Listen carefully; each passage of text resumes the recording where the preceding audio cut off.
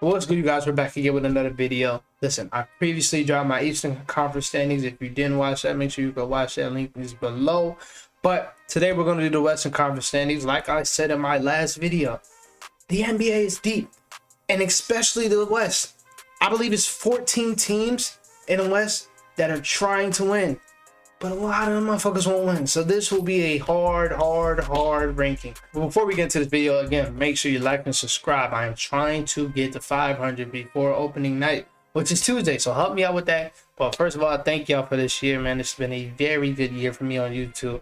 Trying to get to 500, but thank y'all for it, man. I'm so close. Actually, I'm very close, like 1,000, I believe, watch hours away from being monetized, and fucking 10 subscribers away from being monetized. So yeah, help me out. But thank y'all for the help y'all have had this year. I think I said that right. But anyways, let's get into this rank. So again, the West is going to be deep. I said in my last video, there's only 2 tanking teams in the league. My first team was the Wizards, and I just said they're just not going to good enough even if they try to win. And I feel the same way with the Spurs. Vic is nice. Devin Vassell is very nice. They're just not good. But again, very intrigued, especially what Pop did. I don't know when I'm gonna drop this video, so I'm not gonna say yesterday, but at this time I'm recording this, yesterday, starting Jeremy Sochan at the 1, Devin at the 2, Kelvin at the 3, Vic at the 4, what's his name, Zach Collins at the 5, who I very pause. I do like Zach Collins a lot, but I think it's a very fun song lineup. I think they have a very fun team. They won't be good. They will not be good. Love Pop. Everybody loves Pop, man. He's one of us. They're not gonna be good. Same thing with the Blazers. Like, I promise, in any other year with the league not being this deep, I would have this Blazers team in the play-in because they're going to be good to watch. They're not going to be a good team though. I'm very excited for his school Anthony Simons backcourt. But down the line, because I do think they love Shaedon a lot, which you really should, because he's very fucking nice. I do think down the line that they are going. I hope that they trade Anthony Simons, because Shaedon and Scoot should be the backcourt. But you got Jeremy Grant there, who's always going to be a consistent role player. And I am excited to see what a Scoot and DeAndre Ayton guard the big pairing is going to do. I think that is the perfect point guard for him to do what he wants to do, and that's actually post up, and that's actually be involved in the offense a lot more. So I'm excited for the team, but again, they will not be good. Jazz, very fun. They have one of my favorite players of all time on the team, Colin Sexton. They will not be good. They will be fun. A lot of these teams, I will say, everybody in the West is a hard team to face. Everybody. The Wizards are a lick. The Pistons are a lick. I just spit and seen it in the camera, ew.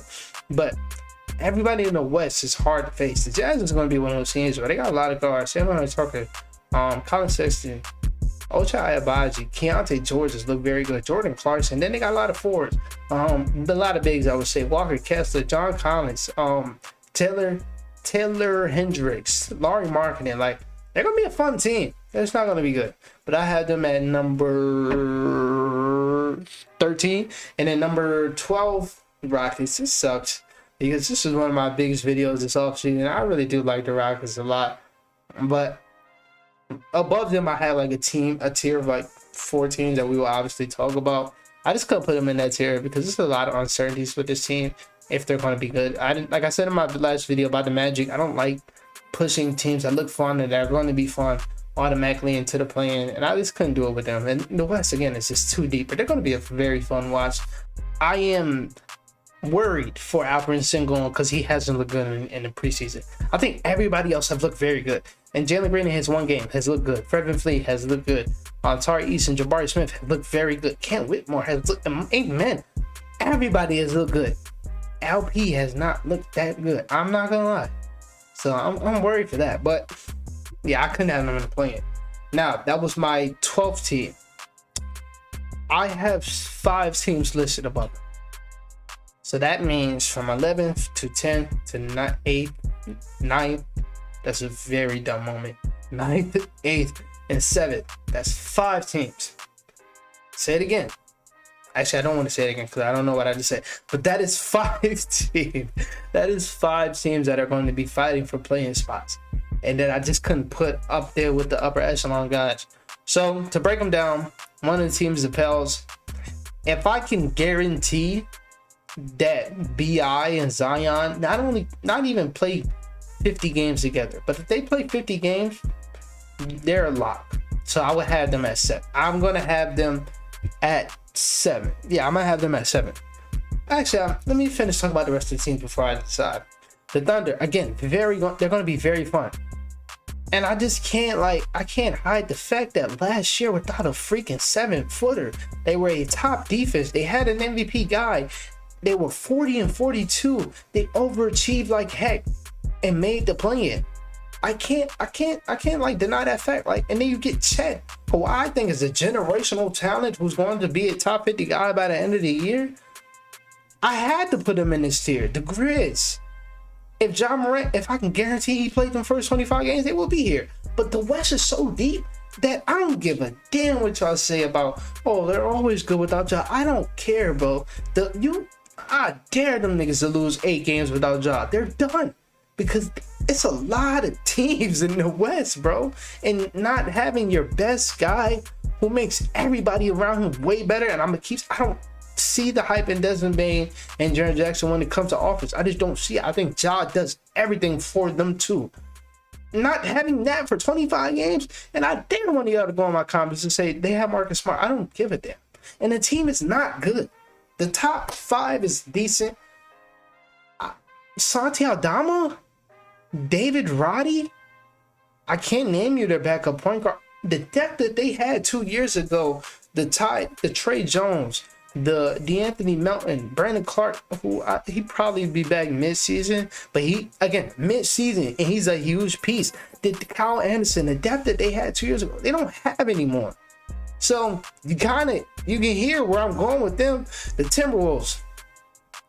The only thing that's iffy for me is the fit with Cat and Gobert, and I think if it's bad, they're gonna have to trade Cat because Gobert is the investment that they did everything for. They traded everything for. You can't trade him. But it's just, y'all know how I feel. That nigga's gonna be a legend. This can be an MVP year for Ant, but Cat might fuck it up. He might fuck up Jaden McDaniels' development. He might fuck that up too. But they do have pieces on the bench. I love Shake Milton, Leonard Miller, Kyle Anderson, Mike Conley. I love Mike Conley. Chris Finch, I think it's an underrated coach. And then last team, the Mavs. Luka, Kyrie, shout out to y'all my niggas, but y'all wasn't giving shit. This team is bad, bro. This team is so bad, dog. It's so bad. But listen, bro, it's Luka and Kyrie. So Spurs my 15th seed, the Blazers 14th, the Jazz was the 13th, and the Rockets was 12th. At 11, I'm having the Grizzlies. I don't trust it. And people gonna say, oh, you're a hater. I don't hate y'all. But if y'all calling me a hater, then y'all don't fuck with Ja Morant. Because if y'all think y'all can stay above water without Ja, okay. So I have them at 11. Thunder I will have at 10. I think they'll make that play in again right where they were at last year. I actually have the Mavs at 10. I have the Thunder at 9. I just think that the Thunder are a better team. You know, Mavs are the best player. I think the Thunder are the better team, so I will have the Thunder at 9, the Mavs at 10. I'll have the Timbs at 8 and the Pels at 7, so we can get a rematch of last year's play-in.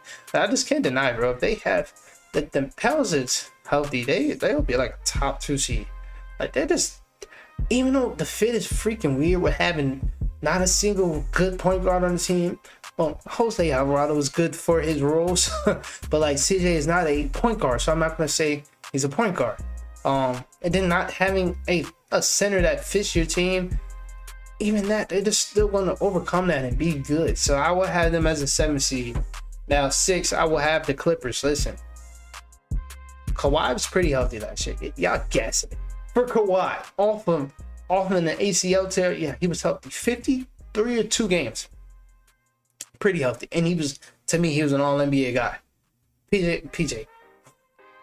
Paul George, to me, is still an all-NBA guy. I think they, again, have the deepest team in the league that I can't even name off the top of my head, but I can name you the key guys: the Bones Highland, and Norman Powell, Robert Covington, Nicholas Batum, Mason Plumlee. I did just name the depth, actually. And then they have, again, probably the best starting lineup in Russell Westbrook, Paul George, Kawhi.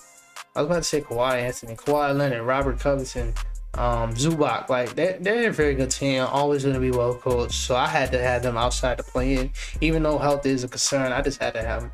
Kings, listen again. I don't think they was a Cinderella story. I just think they were that fucking good. And I hear the people talking about, bro, they're not gonna sneak up on nobody anymore. That excuse is so dumb. Because the first 40 games, they were one of the best teams. So after that, they shouldn't sneak up on you anymore. If they're one of the best teams to the first 40 games, they're there. They're there. And then they ended up dominating the second half too and pushing the defending champs to 7. Like, they didn't sneak up on nobody after the first 30 games. Like, be honest with yourself. Stop using that lazy ass excuse. And they added some pieces. JaVale McGee looks good. Kobe Jones going to play instantly. I feel like I'm forgetting somebody. Davion Mitchell yesterday looked very good. Keegan, I want to see more on ball, but he looked very good in the summer league. And De'Aaron Malik, I told you, Malik is my guy for 6 men of the year. If he was starting, that would be my most approved guy. I think it's a lot more than Malik Monk. I think it is. And I hope one day they make that change because I do think he can play a hybrid of Kevin Huerter's role. I do. So I will have them at 5. I had the Warriors at 4. I love the Warriors here. I can't even lie, bro. I love the Warriors here. I think people like tend to overthink shit and like not really pay attention to shit. They literally did this 2 years ago. They said, fuck all these I don't even want to say like bad guys. Fuck all these guys with low IQ. That's why they traded D'Lo before everybody else got hurt. I mean healthy, because they knew it wasn't going to work. And they got whips. They got smart, and then they got Nemanja Bjelica and Otto Porter. This year they did the same thing, and I'm gonna keep drilling to y'all heads. They got IQ guys: Chris Paul, Brandon Podzinski, Dario Saric. GP is back, who played like 20 games with them last year. Trace Jackson Davis, watch him. I'm telling y'all, the sentence is gonna sound crazy. Talent-wise, this is the perfect center they ever had in this dynasty. Bogut was decent, but he couldn't pass. Well, actually, he could. Okay. After Bogut, Bogut's shot blocker, everything. But it's Trace Jackson Davis, talent-wise, not better than Kevon Looney, but talent-wise, he's better. JaVale McGee, he's better because he does everything they really need. An athletic big who can pass, who can post up and score. So he might be better than Bogut because Bogut can do that, but that can post up and score, can pass, that can defend, that is a smart guy that can actually set screens, the shit that they were trying to drill into James Wiseman's head. They actually have that in a player now that they got in the second round. This is the thing. GMs, hire me because the scouts y'all have is just so stupid. Because he shouldn't have been a second round guy. And y'all gonna look dumb for letting him fall to the Warriors. The perfect system for him. Yesterday, he dominated Sabonis. Dominated him. But I'm telling you, that's the perfect fit. Brandon Podzinski, very good this preseason. And then I believe in their depth. I always believed in Moses Moody. But I understand they just had better options. But I've always believed in him. Jonathan Kuminga. Listen, if there's one person I'm overreacting to, is him. He's here. I'm not even talking about the scoring. The IQ is there. It's a lot of people see that 26, the 28, and the 26 and 18 that he had over the preseason. I don't give a damn because I already knew the kid could score. But the IQ is there. He's actually setting screens, trying to rebound the ball, making the extra passes. He's here. And that's all they wanted. That's why Steve Kerr couldn't throw him out there, even though he should have did that for the playoff series. That's why he couldn't throw him out there, because the IQ just wasn't there. But it's there, bro.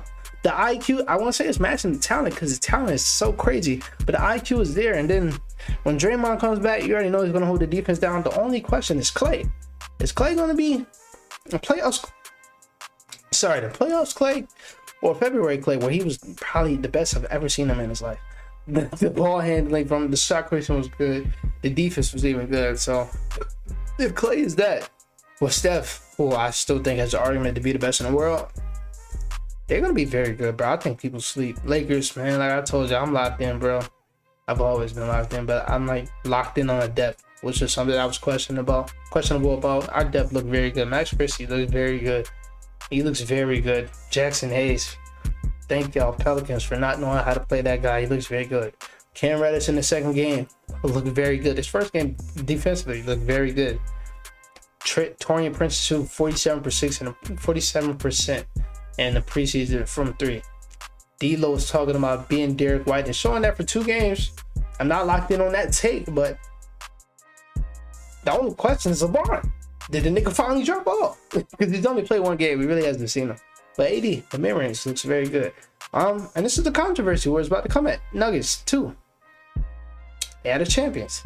I think their bench has very big questions. Again, regular season.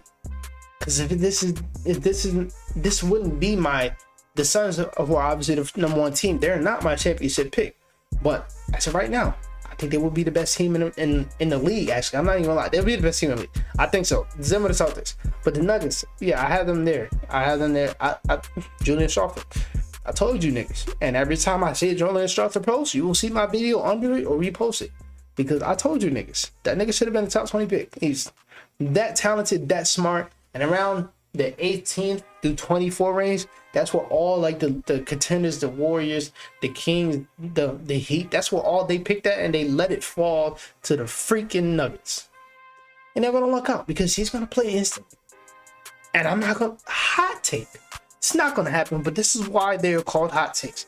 He can play so good that down the line they will easily trade KCP for something, because KCP is always gonna have value. Again, that take is not gonna happen. But Julian Strawther, I believe 3 or 4 years in Gonzaga, one of the best systems in the world. It's not going to take long for him to understand the NBA game. And shit, he looks the most comfortable out of all the rookies down there. And he's in the situation with fucking Jokic. Yeah, like the bench, I think it can get better. I hear the people that saying, oh, Christian Brown can do what Bruce Brown did. I don't agree with this shit at all. I'm not gonna lie, I don't. But I think him and Peyton Watson can do what Bruce Brown did defensively, but offensively, it's a lot. It's a lot that Bruce did for that team. And I don't think the bench is good. I don't have a backup big that I trust. Zeke Naji, I gave up on that shit a long time ago. Hunter Tyson. See, I like Hunter Tyson. I like Hunter Tyson, especially after watching him in the summer league. I like him, but the bench is questionable. But they do have arguably the best top 5 in the world. Starting 5 in the world. But other than that, I have the Suns at 1. I like the depth. I do. Yuta, Grayson look very good. What's his name? Drew Eubanks looks good. Like I said, they have the perfect big next to their 3 guys. And the regular season, I would say, is all about buckets, and they have 3 of the best bucket getters in the world. So yeah, I'm locked in on that. I am. Let me know what you think down below. That is it for the Western Conference. Yeah, like I said, this is hard. This is hard. Somebody had to miss it. My take, the Grizzlies will miss it. Thank y'all. I'll talk to y'all later.